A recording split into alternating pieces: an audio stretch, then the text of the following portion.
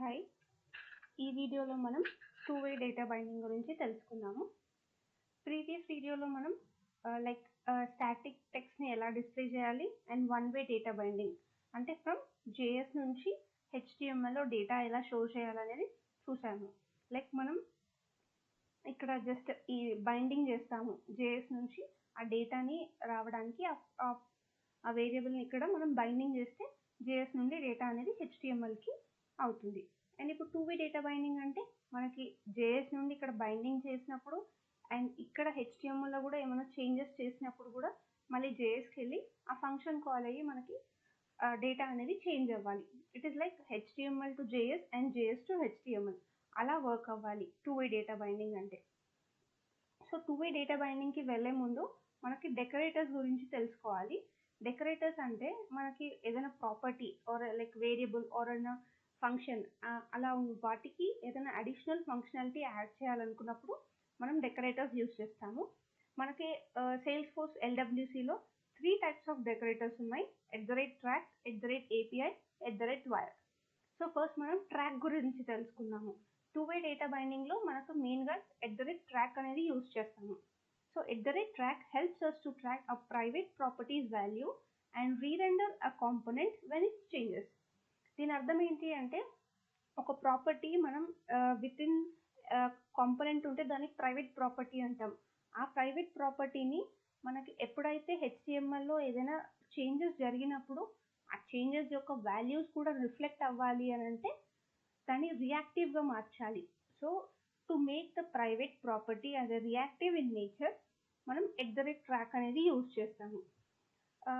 It helps in two way data binding. And track a property only if you want the component to re-render when the property value changes. Do not track every property.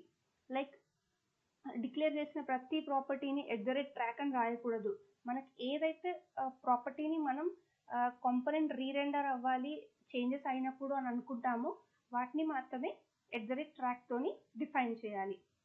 So ఇది @track మెయిన్గా దేనికి use చేస్తామంటే టూ-వే data binding అంటే JS నుంచి హెచ్టిఎంఎల్కి, HTML నుంచి జేఎస్కి changes అనేవి bind అవ్వాలి అనుకున్నప్పుడు మనం @track అనేది యూజ్ చేస్తాము.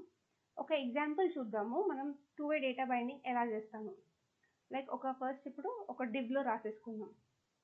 ఇక్కడ ఒక డివ్ తీసేసుకొని ఓకే టూ-వే డేటా బైండింగ్ అంటే మనకి ఫస్ట్ ఒక ఇన్పుట్ ఫీల్డ్ అనేది ఉండాలి, లైటింగ్ ఇన్పుట్. అండ్ ఈ ఇన్పుట్ ఫుల్లో ఇవన్నీ ఇగ్నోర్ చేయండి ప్రస్తుతానికి, ఓన్లీ లేబుల్ ఒక్కటే ఉంచుకుందాం. అండ్ దెన్ ఈ ప్లేస్ హోల్డర్ కూడా ఇగ్నోర్ ఫర్ నౌ.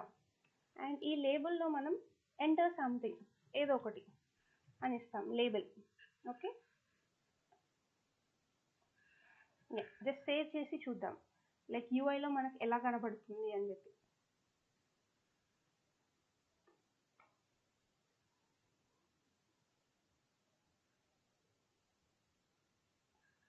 అండ్ ఇక్కడ చూసుకుంటే ఎంటర్ సంథింగ్ ఈ లేబుల్ ఏదైతే ఇచ్చామో లైట్నింగ్ ఇన్పుట్కి ఆ లేబుల్ వచ్చేసి మనకి ఈ ఇన్పుట్ బాక్స్ పైన లేబుల్ అనేది వస్తుంది. And this is a empty input text box. And ఇప్పుడు దీంట్లో మనం ఆ ఇన్పుట్ ఫీల్డ్లో ఎప్పుడైతే ఏదైనా చేంజ్ చేస్తామో on change something has to happen, దాన్ని మనం ఒక ఫంక్షన్ లాగా రాద్దాము. హ్యాండిల్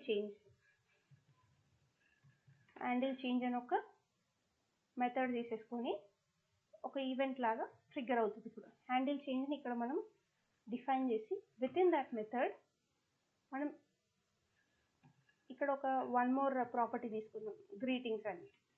ఇక్కడ గ్రీటింగ్స్లో hi, good morning something greetings pass చేద్దాం. ఓకే అండ్ ఈ ప్రాపర్టీని ప్రీవియస్ ప్రాపర్టీ మెసేజ్ని మనం @track అనేది ఏం యూజ్ చేయలేదు. సో అది టూ-వే డేటా బైండింగ్కి యూజ్ అవ్వదు. మనం ఇప్పుడు ఈ గ్రీటింగ్స్ ప్రాపర్టీని @track అనేది డిఫైన్ చేస్తాం. అండ్ @track ఎప్పుడైతే ఇక్కడ రాస్తామో ఇక్కడ ఇంపోర్ట్ కూడా చేసుకోవాలి లైట్నింగ్ ఎలిమెంట్స్ తర్వాత @track. డెకరేటర్స్ మనకి 3 ఉన్నాయి కదా, ట్రాక్, API, వైర్. ఎప్పుడైతే అవి 3 మనం యూజ్ చేస్తామో మన జేఎస్లో వీటిని పక్కా ఇంపోర్ట్ చేసుకోవాలి ఇక్కడ. అండ్ ఇక్కడ మనం ఈ గ్రీటింగ్స్ ప్రాపర్టీస్ని డెకరేటర్తో డిజైన్ పెట్టాము. So that this dot greetings. ఇప్పుడు మనకి ఇది 2-way డేటా బైండింగ్ లాగా అవుతుంది. ఇక్కడ ఏం రాస్తాము, event dot target dot value. So ఈ పర్టికులర్ ఈవెంట్ ట్రిగ్గర్ అయినప్పుడు ఎవ్రీ టైం అందులో ఉన్న వాల్యూ ఈ గ్రీటింగ్స్లోకి అసైన్ అవ్వాలి అని చెప్తున్నాం. సో ఇది HTMLలో రాస్తాం, JSలో. ఇంతవరకు ఒక ప్రాపర్టీని తీసుకొని దాన్ని @track అనే డెకరేటర్తో అపెండ్ చేసేసి ఈ గ్రీటింగ్ వాల్యూ ఎప్పుడు చేంజ్ అవ్వాలి, ఎప్పుడైతే ఈ హ్యాండిల్ చేంజ్ అనే మెథడ్ కాల్ అవుతుందో ఆ మెథడ్ కాల్ అయిన ప్రతిసారి ఆ లైటింగ్ ఇన్పుట్ బాక్స్లో ఏదైతే వాల్యూ ఉంటుందో అది బ్యాక్ టు ఈ గ్రీటింగ్స్లోకి వెళ్ళాలి. సో మనకి ఇప్పుడు అది యూఐలో కనిపించాలి అని అంటే మనం ఫస్ట్ అయితే ఆ గ్రీటింగ్స్ని ఇక్కడ బైండ్ చేయాలి. ఇక్కడ గ్రీటింగ్స్ని బైండింగ్ చేస్తున్నాం.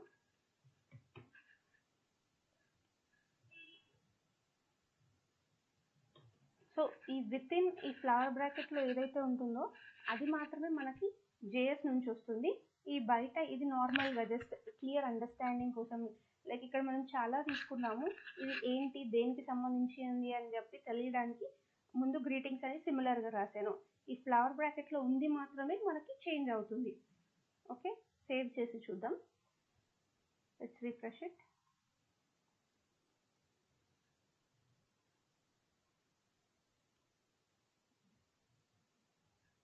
ఇక్కడ చూసుకుంటే గ్రీటింగ్స్, హాయ్ గుడ్ మార్నింగ్, అది ఎక్కడ నుంచి వచ్చింది మనకి? ఇది నార్మల్ ఇంతకుముందు ఎలా చెప్పుకున్నామో లైక్ JS నుంచి HTMLకి రావడానికి 1-way data binding. Okay, this is simply 1-way data binding. ఇప్పుడు ఇది 2-way డేటా బైండింగ్ ఎలా అవుతుంది?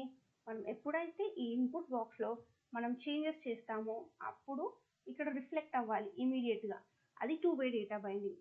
సో మనం ఇక్కడ సంథింగ్ రాయగానే ఆన్ చేంజ్ అని ఇది ఈవెంట్ ట్రిగ్గర్ అవుతుంది. ట్రిగ్గర్ అయిన వెంటనే హ్యాండిల్ చేంజ్ మెథడ్కి వెళ్ళిపోతుంది.